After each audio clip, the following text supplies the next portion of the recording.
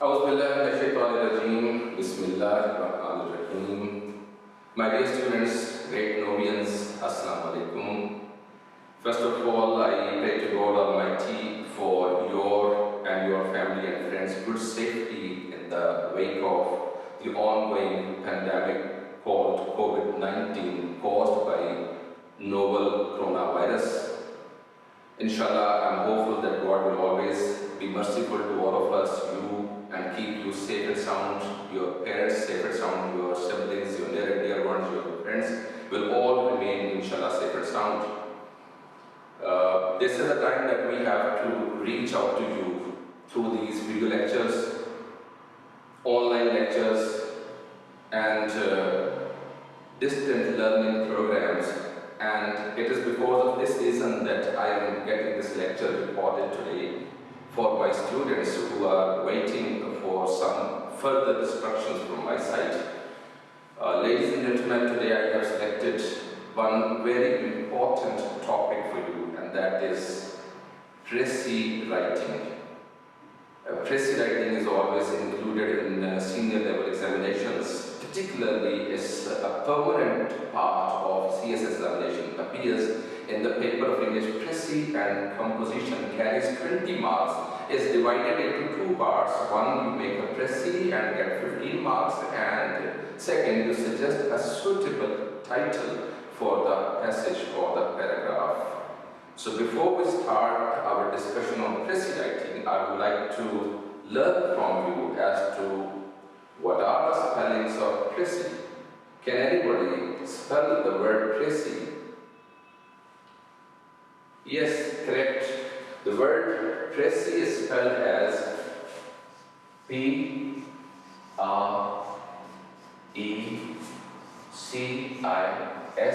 with this acute accent mark on top of E. And when we place this acute accent mark on top of E, it shows that précis is basically not an English word. And if it is not an English word, I would like you to make a guess to tell me as to what is the origin of this word précis. Can anybody make a guess? Latent. It's a very close guess. You may call that the basic original source of the word précis is latent, but in Latin it was spelled differently. I give you the spellings of the word précis in Latin language. It was spelled as P-R-A-E-C-I-S.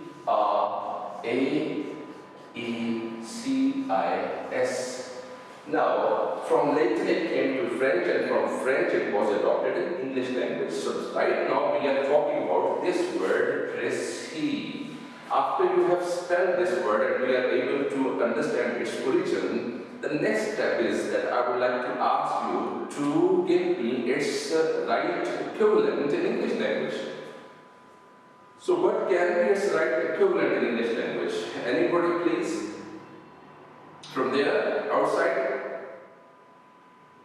Yes, its right equivalent can be the word exact or accurate.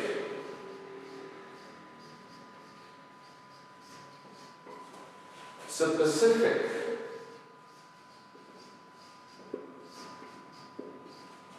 Particular.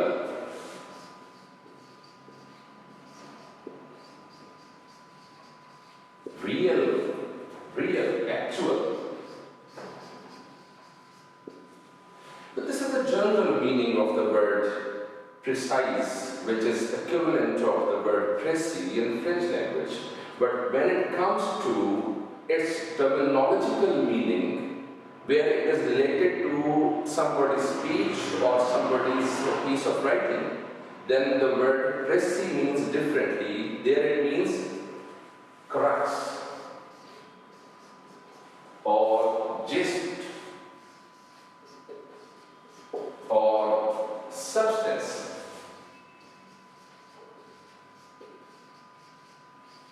or idea, main idea, theme, or essence.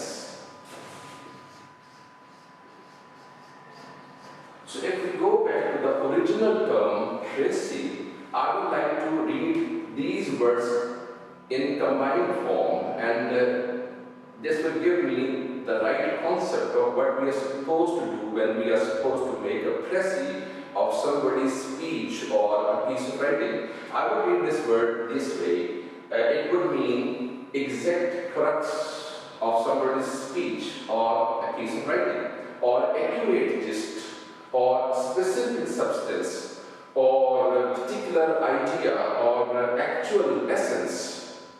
So this can give me the right idea of what a précis would actually mean, and for my students who clearly understand Urdu language, I would like to define the concept of précis in these words. In Urdu I would say कि précis का मतलब होता है कि किसी paragraph का ऐसा ठीक निचोड़ निकालना जो उसके अहम नुकात और बुनियादी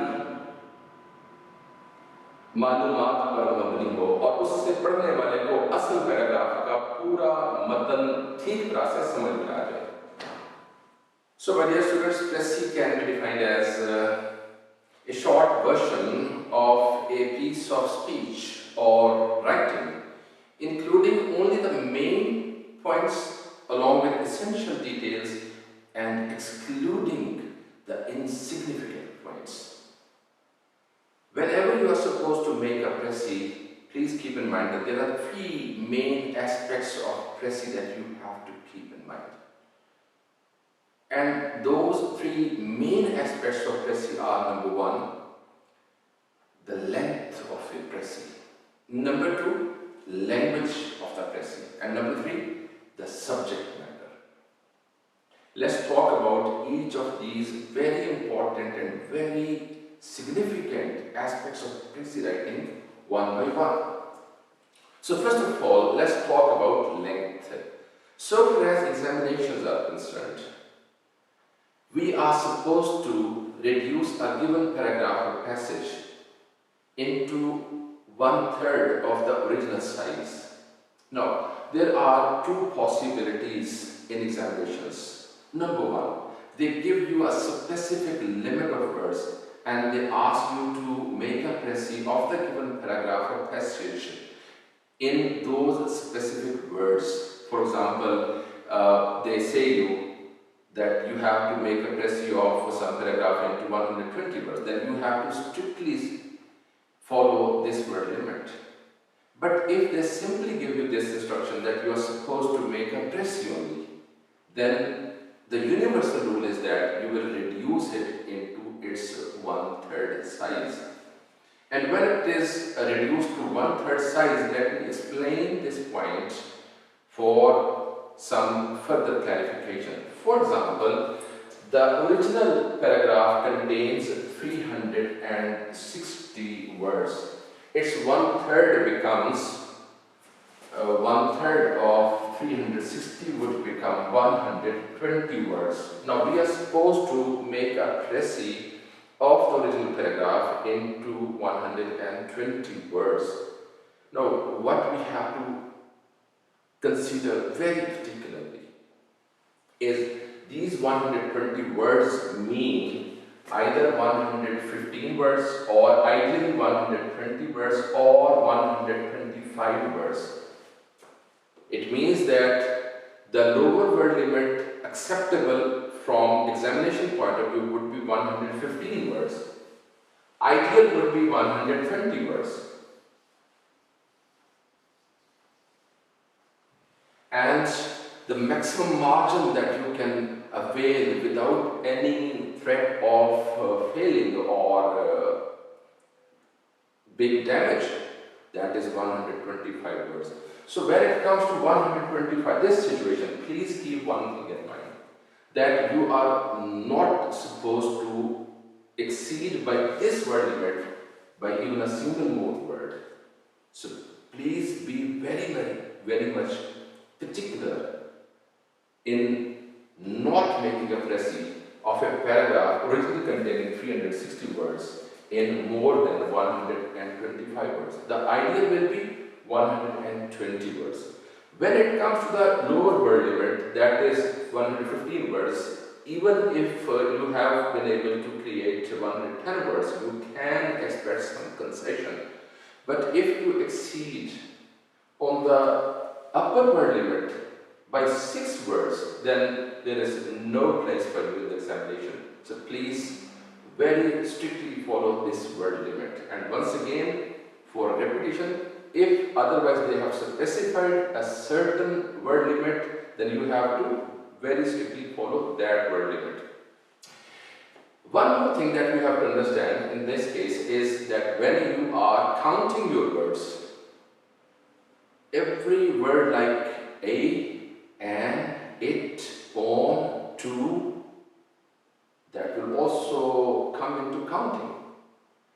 What I have seen that sometimes students do not count these words, one-letter words like a or I, or two-letter words like an, at, it, to, and they consider that the remaining words follow the word limit. What happens is that they make a very big blunder, and when these words are also put into counting, then the actual word limit far exceeds this upper margin.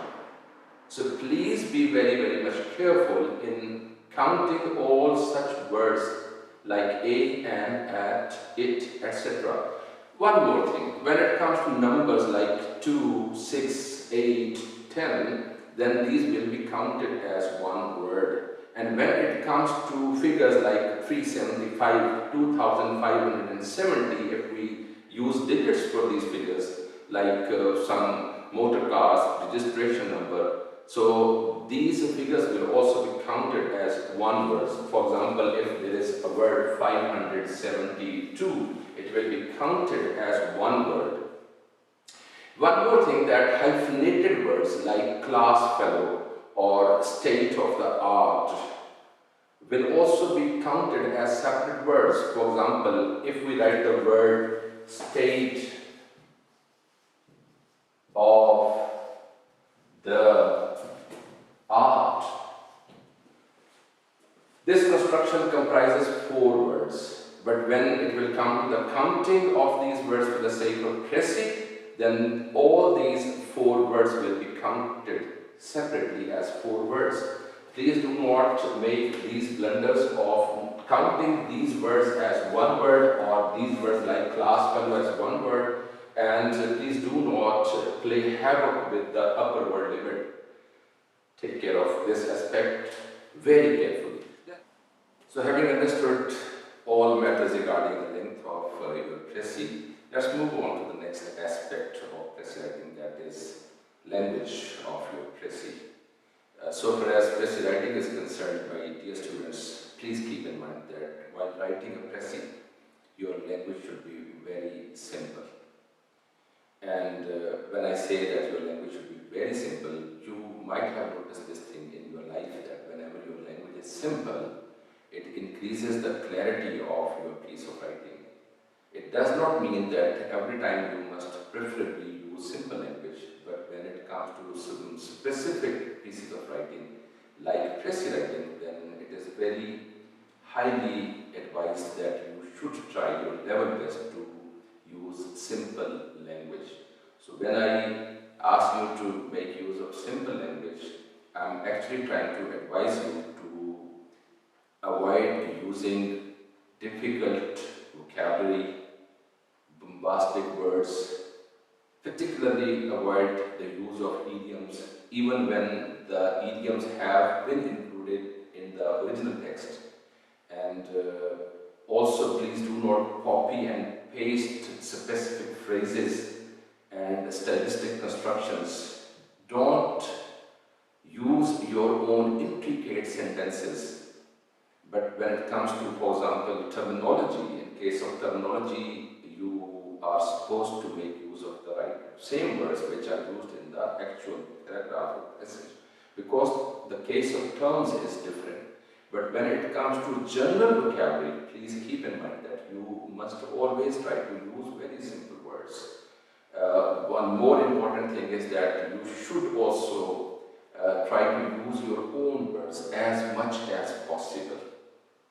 It does not mean that you should try your level best and try very hard to change each and every word. No, but you must try your maximum effort to change as many general words you can change. Then the next important thing regarding the use of language is that please keep in mind that in case of Précis writing, this is a universal standard that you are always supposed to make use of indirect speech wherever there is direct speech used in the original paragraph. And from this one point, it automatically comes out that whenever we are making a Précis, we are supposed to make use of the third person. And sometimes we can say that the author of this paragraph wants to say, or the writer wants to say, or sometimes they have included the name of the original writer, and then in that case we can also use the name of that writer. For example, it can be Hobbes, or it can be Descartes, or it can be Locke, or it can be Rousseau. In that case, we can say that the Rousseau is of the opinion, or Descartes says that, and then we can add our own sentence regarding the main crux of the Précis. And last but not least at all, one very important thing regarding Précis writing and its language, that is, whenever you are making a Précis, please be very, very much careful about the right use of tense. There is no hard and fast rule that every time you will be making use of one particular tense or the other particular tense. Please keep in mind that you are always supposed to make the right use of the tense as you find it in the original text and in the original context. So, if the Précis is about some past events, you can rely on the use of past tenses. But if the Précis also contains some pieces of information regarding some future prophecies or predictions, then definitely you have to stick to the use of a future tense in that particular context. So with these things in mind, you can make use of your intelligent language, and then we will proceed further.